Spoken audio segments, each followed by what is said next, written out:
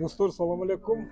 Мен аябай жакшы бир Кыргызстанда эң актуалдуу тема болгон финансылык сабаттуулук боюнча жерлерде, өзгөчө ушул академиялык чөйрөдө өзүнүн тренингтерин өтүп келген эжеке менен отурам. Башарат эже Болдокулова, экономика илимдеринин кандидаты, доцент. Азыр ушул сиздерге да аябай мына бир турмуштук, практикалык жактан бир пайдалуу болгон ойлор, сунуштар айтылат деп терең ишенимдемин. Андыктан сиздер биз менен болуңуздар. Биз ушул финансылык сабаттуулуктун тегерегинде жана өзүңө бир максат коюу, убакытты туура пайдалануу деген сыяктуу инсандын жашоосунда өтө маанилүү багыттар боюнча кеп кылабыз. Башарат эже ошко куш келипсиз. Рахмат. Сиз менен узак көптөн бери ушундай бир маектешсек деп ниет кылып жүрдүк эле. Мына Кудай буюрса саат бүгүн чыккан экен. Ош сизге кандай таасир берет? Биринчи мен ушуну сурайынчы. Ошко келгенде сизде кандай сезимдер болот? Ошко келгенде мен дайыма мындай жөнөкөйлүктү сезем да. Элдерде токпейилчилик, ар бир эле адам мындай жайдары күлүп жүргөндөй сезилет да. Анан сулуу кыздар аябай көп да. Оштун кыздары баардыгы сулуу, көчөдө жүрсөң эле сулуу кыздар. Анан айтам да, вообще тиги бойдок жигиттер Ошко келип кыздарды карагыла деп айтыш керек деп кечээ ойлонуп койдум да. Сиздин келишиңиз менен Ошто сулуу кыздардын саны дагы бир көбөйүп калат. Да, келишсиз. Анан мына университеттерде ушул финансылык сабаттуулук боюнча, пенсиялык сабаттуулук боюнча семинарларды өттүңүз. Ошо студенттердин кабыл алуусу, академиялык чөйрөдөгү ушул темага кызыгуу кандай өсүү тенденциясы кандай сизди канааттандырабы? Ошол финансылык сабаттуулук боюнча 10 жыл болот да. Тренинг өтүп келе жатам. Анан жаңы баштаганда, 10 жыл мурда баштаганда акыбал өтө начар болчу да. Себеби финансылык сабаттуулук дегенди студенттер эмес, чоң кишилер билчү эмес да. Бул дагы жанагы Союздан калган, Союздун залакасы деп койсом болот да. Союзда бизде жанагындай үйдө ачык сүйлөшүлбөгөн темалар, бир канча закрытый темалар болгон да. Мисалы, закрытый теманын 3 закрытый тема бар болчу деп айтып коем да менчи. Бири религия, Союз учурунда дин жөнүндө сүйлөшкөнгө дагы тыюу салынган да. Экинчиси акча. Акча бул жаман, бай адамдар жаман деп көрсөткөн бизге. Үчүнчүсү анан секс деген. 3 теманы балдар менен отуруп сүйлөшкөн эмеспиз да. Анан эми ар биринин өзүнүн орду бар. Эми азыркы заманда ошол финансы деген теманы ачык сүйлөшө бериш керек. Союз учурунда бул атайы жасалган политика болгон да. Жеке менчик деген жок болгон. Бардык капиталисттер бул жаман, душман. Бардык нерсе бул мамлекеттики. Пиязды айдап мамлекетке өткөзүп берчүбүз, тамекини эгип мамлекетке берчүбүз да. Этти, малды баккандар мамлекетке берчү да. Козу алсаң, койду баксаң, козусун мамлекетке берчүсүң да. Бул меники деген понятие болгон эмес да. Это было специально атайы жасалган. Себеби элдин баары менчик, бул жеке менчик деген ой келсе, финансы жактан грамотный болуп баштаса, элди управлять этиш тяжело экенин ошол кезде билген дагы. Атайы ошол бул акча жаман, байлар жаман, алып сатарларды вообще эле соттоп жек көрүп ушундай заман болчу да. Ошонун акыбети мына эми Союз тарагандан бери биз 30 жылдан ашса дагы деле көп үй бүлөлөрдө финансы темасы закрытый келе жатат да.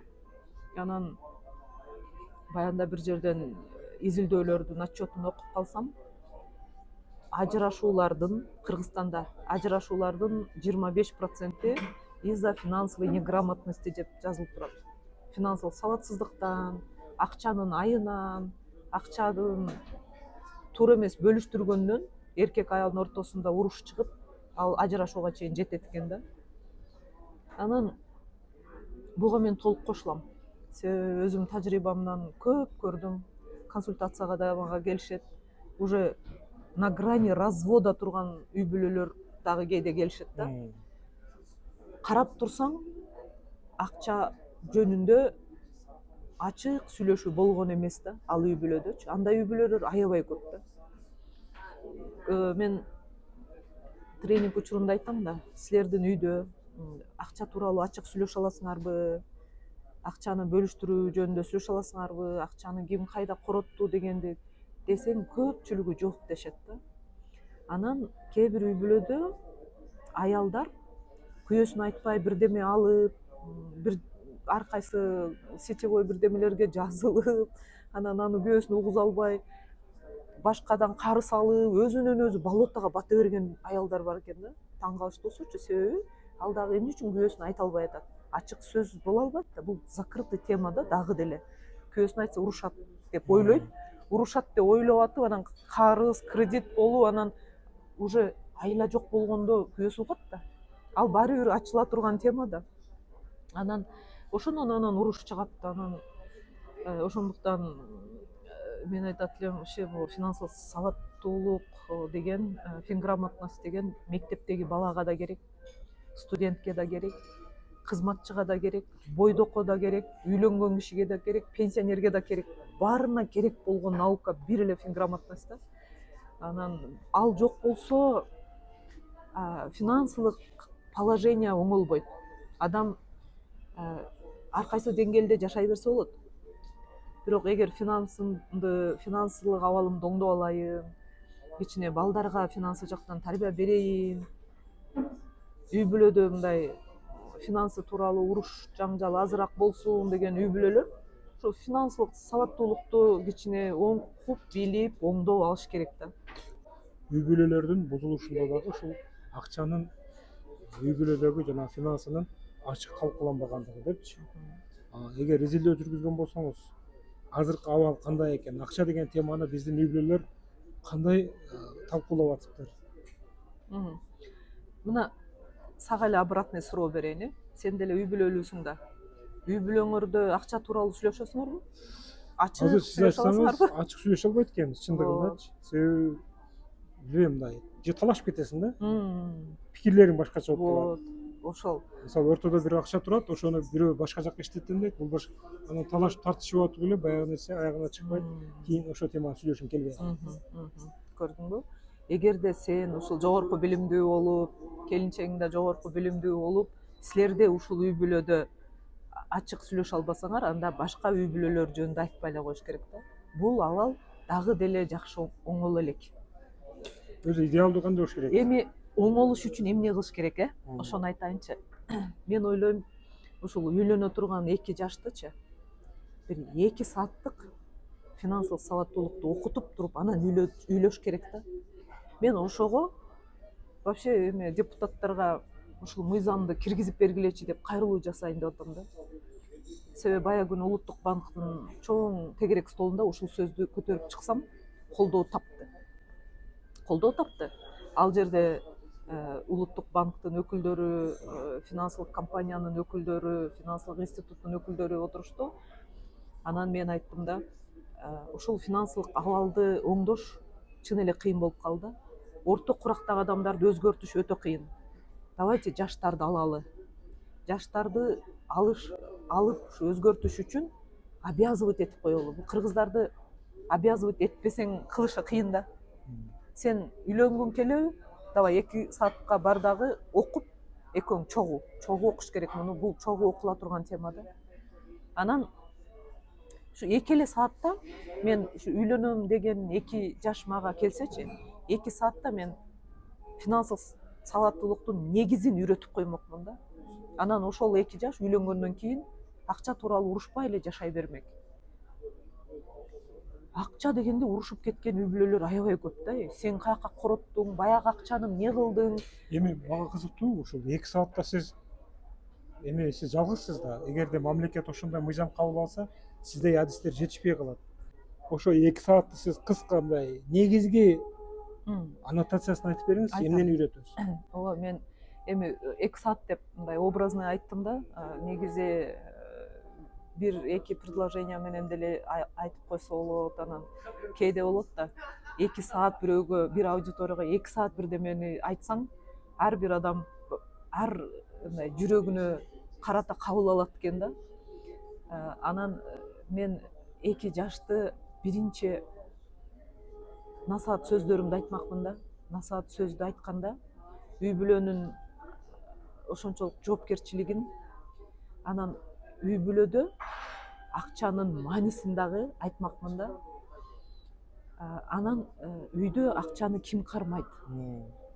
Бул боюнча эми талаш көп экен да. Мага азыркыга чейин тренингде менден сурашат. Эже дейт, айтыңызчы, үй бүлөдө акчаны ким кармаш керек? Эркек кармаш керекпи же аял кармаш керекпи дейт да. Сен айтчы, ким кармаш керек? Бул талаш бизде деле. Көрдүңөрбү? Кылымдан бери уланып Биздин үй келе бүлөдө жаткан дагы ушул талаш болчу да, чын элечи. Кээ бир үй бүлөдө эркек кармайт, ушунча жакшы, грамотно кармайт, это нормально. Кээ бир үй бүлөдө аял кармайт, сарамжалдуу, это тоже нормально.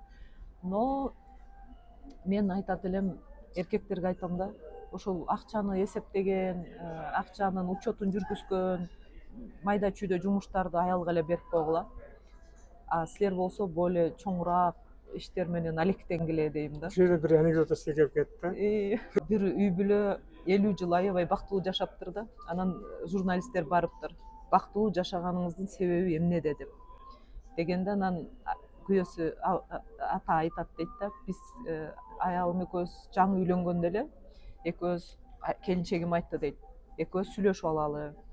Чоң проблеманы сен чечесиң, майда чүйдөнү мен чечем.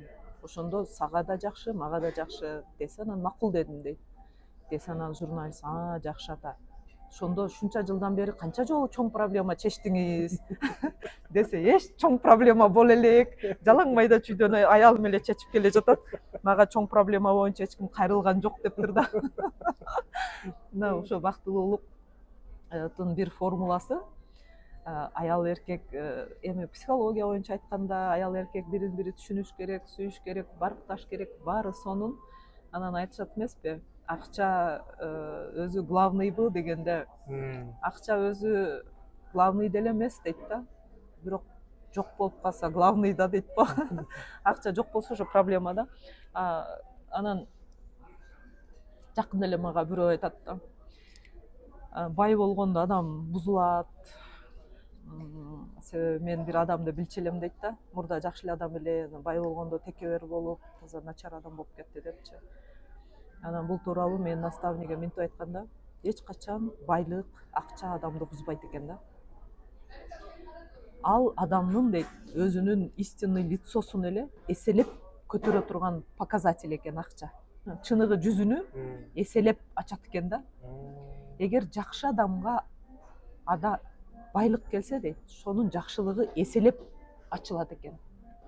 Жаман адам дейт, ал мурун эле өзү жаман болчу дейт да. Просто акчасы жоктуктан жамандыгы азыраак билинген эмес дейт да. Анан акча болгон сайын жамандыгы эселеп ачыла баштаптыр да.